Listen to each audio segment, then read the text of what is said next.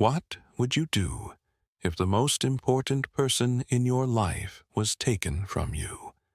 Imagine being an innocent child standing before a judge, pleading with everything inside you to save your mom.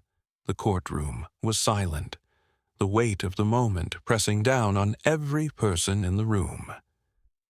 The judge, a stern-looking woman with silver-rimmed glasses, sat high on her bench, her expression unreadable.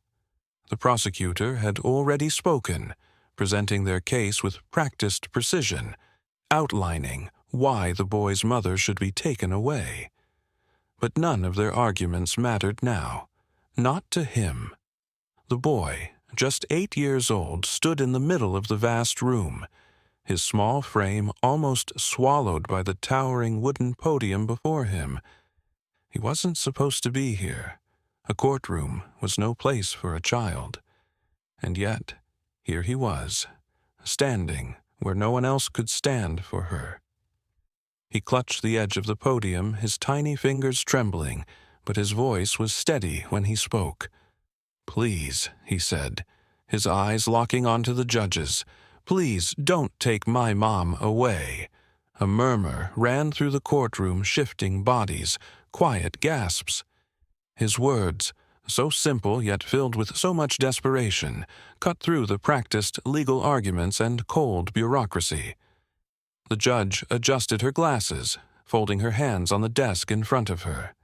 "Son, I need you to understand that this is a legal matter. We have to make decisions based on the facts, not feelings." The boy nodded.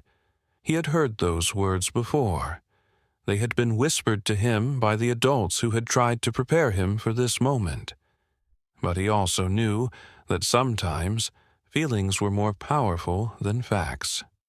"My mom is not a bad person," he continued, his voice louder now, stronger. "She loves me. She works so hard. She takes care of me every day. She makes sure I have food. She helps me with my homework. She tells me stories before bed." He blinked quickly, fighting back the tears threatening to spill over. "She's my best friend." The defense attorney sat silently beside his mother, watching the boy with an expression that was no longer just professional. It was personal now. The jury members shifted in their seats, some of them lowering their gazes, uncomfortable, with the raw emotion in his voice. The judge sighed. "Your mother has broken the law, and the court has to determine what is best for you." The boy's breath hitched. He had rehearsed his words, but nothing could prepare him for this.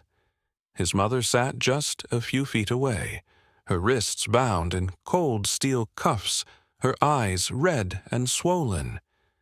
He wanted to run to her, to tell her it would be okay, but he knew she was waiting for him to speak, waiting for him to say the words she couldn't. He took a deep breath, standing as tall as his small frame allowed. "What's best for me," he said, "is my mom." The room fell silent again. Even the sound of papers shuffling had ceased. The judge leaned back in her chair, her expression unreadable. The prosecutor, who had been so confident before, now avoided the boy's gaze. The boy took another step forward, his voice unwavering. "She made a mistake, but she's not a bad person.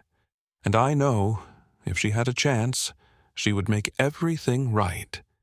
His words hung in the air, waiting to be acknowledged. What would happen next? Would the judge listen?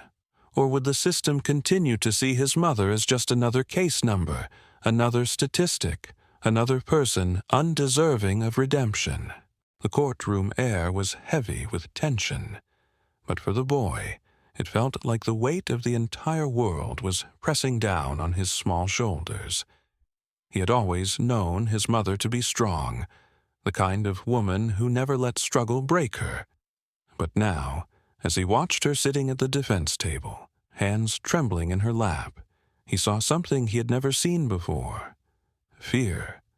Life had never been easy for them. His mother worked tirelessly, sometimes pulling double shifts just to keep food on the table. The apartment they lived in wasn't much, but she made it feel like home. She would come back exhausted, but still manage to smile as she cooked dinner, ask about his day, and help with his schoolwork. Every night, she tucked him in with a soft kiss on his forehead, whispering, "No matter what happens, I will always love you." But what would happen if she wasn't there to do that anymore? He had learned early that the world wasn't fair to people like them. He had seen his mother get turned away from jobs because of the way she looked, had watched people cross the street when she walked by, had heard the whispered comments in grocery stores when they paid with food stamps.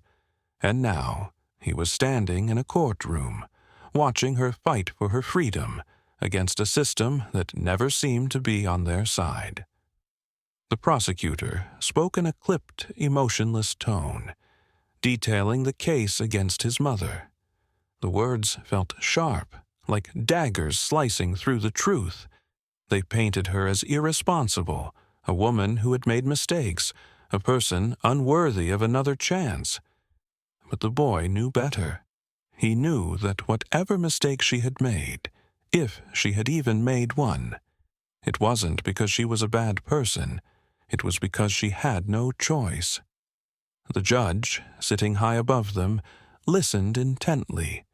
She was known for being tough, for showing little emotion in her rulings. Some called her fair, but others whispered that she didn't understand the people who stood before her in handcuffs. The boy didn't know which version of her was real, but today he needed her to see the truth. The defense attorney leaned over and whispered something to his mother, but she barely reacted. Her eyes remained locked on her son, silently willing him to be strong. He had never seen her cry, not once, but now he could see the shine of unshed tears threatening to spill over. The boy swallowed hard, trying to steady himself. He wasn't supposed to be here. He was just a kid. But if he didn't speak, who would? His voice was small when he finally spoke. "My mom is not a bad person," he said again, as if saying it enough times would make the judge believe it. His hands clenched at his sides, his nails digging into his palms. "She loves me. She takes care of me. I don't understand why they want to take her away." The courtroom was silent. Even the people who had seemed so sure of her guilt shifted uncomfortably in their seats.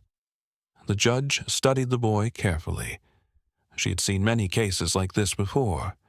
Cases where a single parent, struggling against impossible circumstances, had made a choice that led them to this very courtroom. She had passed judgment on many of them, never once stopping to wonder about the faces of the children left behind. But now, standing before her, was the very face of the consequences of her decisions. For the first time, doubt flickered across her face. The boy saw it, and in that moment, hope flickered inside him too. The air in the courtroom was thick with tension, the kind that made it hard to breathe. The prosecutor stood tall, his voice crisp and unwavering as he laid out the case against the boy's mother. He spoke in facts, in accusations, in legal jargon that filled the room, but meant nothing to the child standing at the front of it all. The words felt cold, distant, like they belonged in a world that had nothing to do with him. But this was his world now, and if he didn't do something, it was about to take his mother away. The boy's hands trembled as he clutched the fabric of his beige pants, his knuckles turning white. He wasn't supposed to be here. He was just a child. But when the defense attorney had told him he could speak, he knew he had to. He had to make them understand. He had to make them see his mother the way he did. The judge adjusted her glasses, her face unreadable, as she turned toward him. "You may speak," she said. A lump formed in his throat. He had practiced the words in his head 100 times, but now, standing here with all these people staring at him. His voice felt stuck. The sound of his heartbeat pounded in his ears. He could feel his mother's eyes on him, could sense the silent plea in them. He took a deep breath, forcing himself to look up at the judge. "Please," he whispered at first. His voice was too small, barely audible over the quiet murmurs of the audience.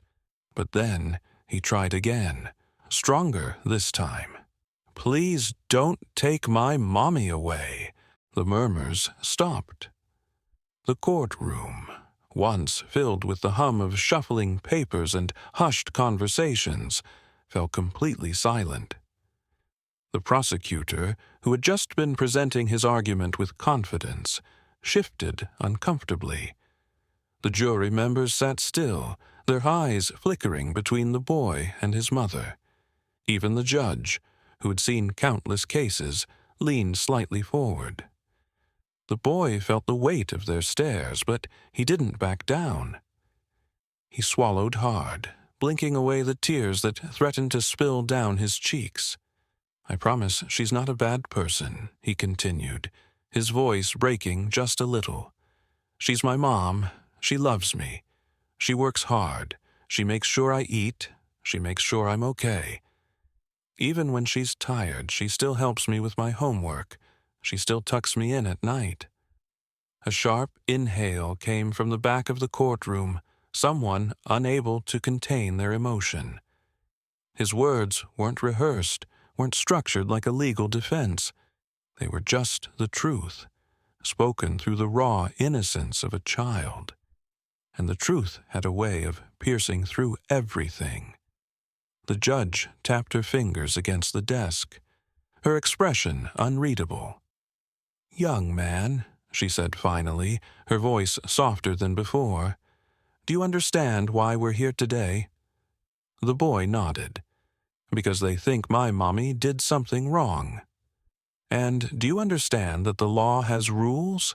That sometimes, even when someone loves us, they can still make mistakes?" His lips trembled, but he nodded again. "But she didn't do something bad. She was just trying to take care of me." The silence that followed was deafening.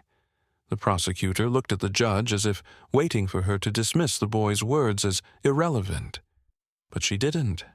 Instead, she studied the child in front of her, his small hands shaking, his shoulders rising and falling with each unsteady breath. He wasn't arguing technicalities. He wasn't trying to manipulate the court. He was just a child who loved his mother and didn't understand why anyone wanted to take her away. For the first time since the trial began, doubt flickered in the judge's eyes. The courtroom remained frozen in that moment, the weight of the boy's words lingering in the air. Would they be enough? Would love, spoken so purely, be enough to break through the system that had already decided his mother's fate? The boy didn't know. But he had spoken, and now all he could do was wait. The boy's words hung in the air, a quiet echo of truth that no one in the courtroom could ignore. His plea had not been filled with legal arguments or technical defenses. It had been raw, emotional, and undeniably real. As the judge sat in silence, something shifted in her eyes. She had spent years on the bench, listening to cases where the law was cold and absolute. But in this moment, she saw more than just a defendant. She saw a mother, a child, and a story that demanded more than just a verdict. A murmur rippled through the audience, whispers of doubt beginning to creep into the minds of those who had been so sure of the mother's guilt. The prosecutor, who had stood confidently just moments ago, cleared his throat and shuffled through his papers, as if trying to regain control of the situation. But something had already changed. The boy's voice had cracked open the foundation of the case, and now everyone in the courtroom felt the shift. Then something unexpected happened. A defense attorney stood up, holding a folder filled with documents. "Your Honor," she said, her voice steady but urgent, "I believe there are pieces of evidence that were overlooked in this case." She turned to the prosecutor. "We have reason to believe that this case was built on false assumptions, and I'd like to request an immediate review of the facts." The prosecutor opened his mouth to protest, but the judge raised a hand, silencing him. "Proceed," she said, her voice laced with something different this time. Curiosity, perhaps even doubt. One by one, the facts of the case began to unravel. There had been inconsistencies in the witness statements, gaps in the evidence that had been ignored, and assumptions that had painted the mother as guilty before she had even stepped foot in the courtroom. But now, with fresh eyes looking at the case, those assumptions no longer held up. The courtroom, once a place of cold, calculated law, became something different. It became a place where truth was not just found in documents and testimonies, but in the eyes of a child who had spoken from his heart. The judge leaned forward, resting her chin on her clasped hands. She had spent years believing in the rigid structure of the law, but now she saw what she had often ignored: the people behind the cases, the families torn apart by decisions that sometimes had more to do with race and class than with justice itself. Outside the courthouse, news of the case spread like wildfire. People from the mother's community gathered, their voices rising in unison, demanding justice. Strangers who had never met her before held signs, called out her name, and stood together in solidarity. This wasn't just about one woman anymore. This was about all the people who had been silenced, all the voices that had gone unheard for too long. The boy, still clutching his mother's hand, looked around in amazement. He had never imagined that his words could hold such power. He had only spoken from his heart, hoping someone would listen. And now they all were. The judge let out a slow breath before finally speaking. "I believe we need to take another look at this case." Her voice was steady, but there was something softer in it now, something that hadn't been there before. She turned to the prosecutor. "Until further review, I am ordering the immediate suspension of all charges." A collective gasp filled the room. The boy's mother let out a soft sob, gripping her son's hand tighter. The boy's lips trembled, his chest rising and falling rapidly as the realization hit him: his mother was not going away. At least, not today. The judge's gavel hit the desk, but this time it didn't feel like an ending. It felt like a beginning.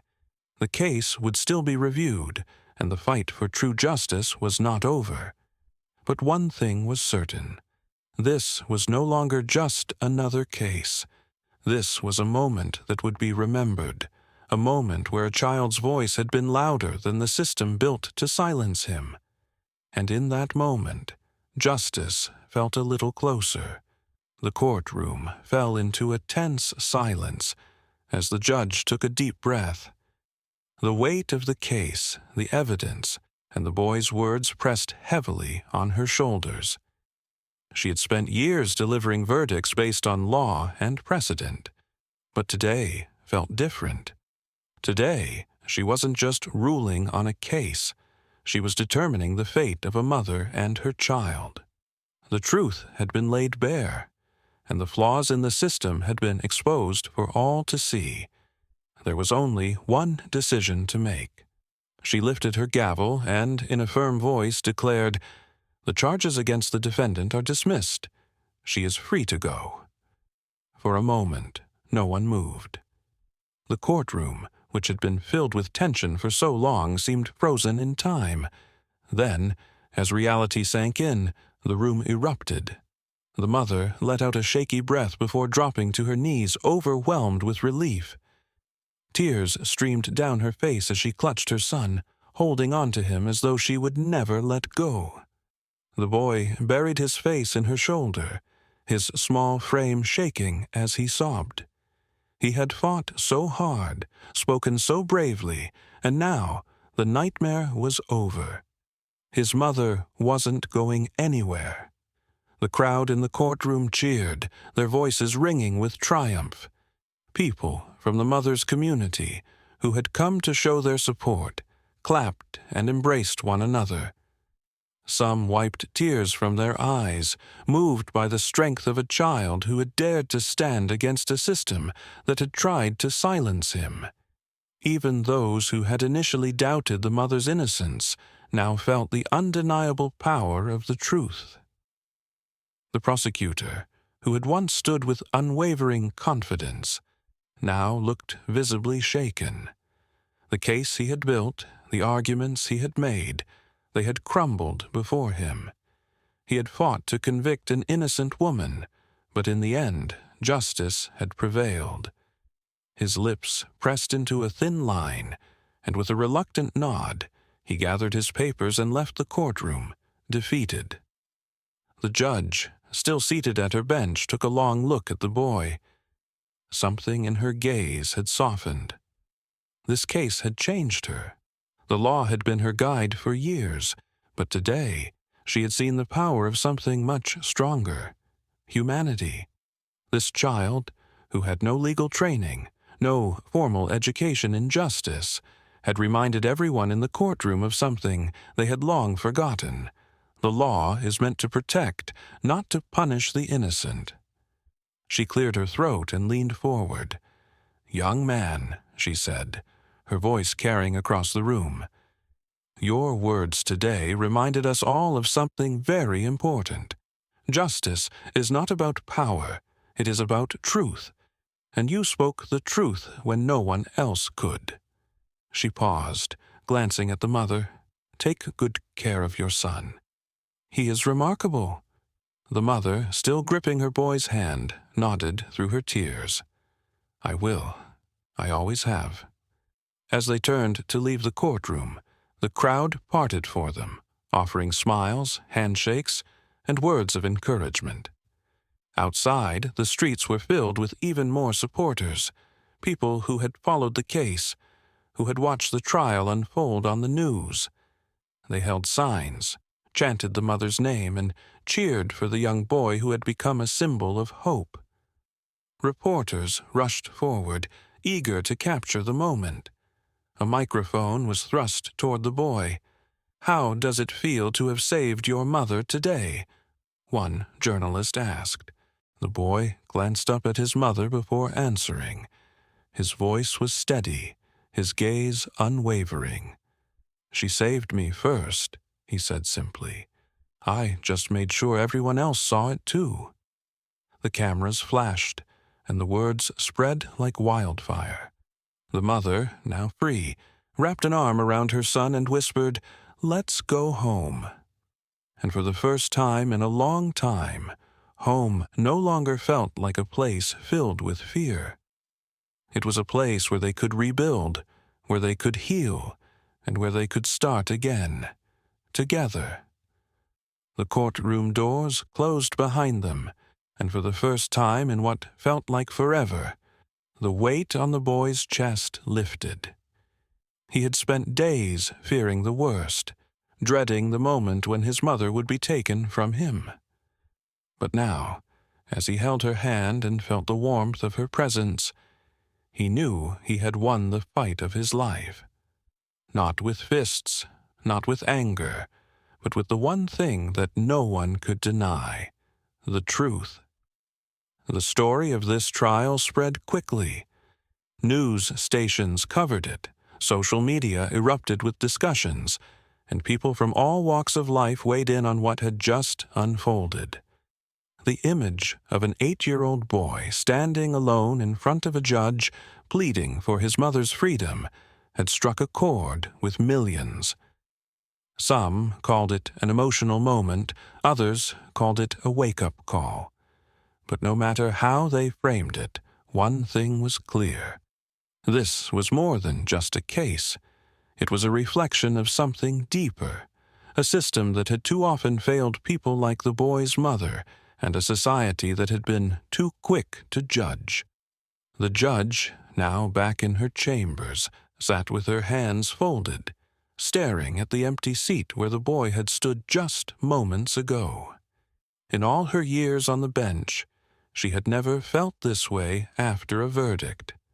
She had prided herself on upholding the law, on making rulings based on facts and evidence. But today, she had been reminded of something that wasn't written in legal books. Justice wasn't just about laws, it was about people, about families, about the small moments that could change lives forever. And today, justice had not come from a legal argument or a brilliant lawyer. It had come from a child who refused to be silenced. Outside the courthouse, the boy and his mother walked down the steps, surrounded by a sea of people cheering, clapping, and calling out words of support.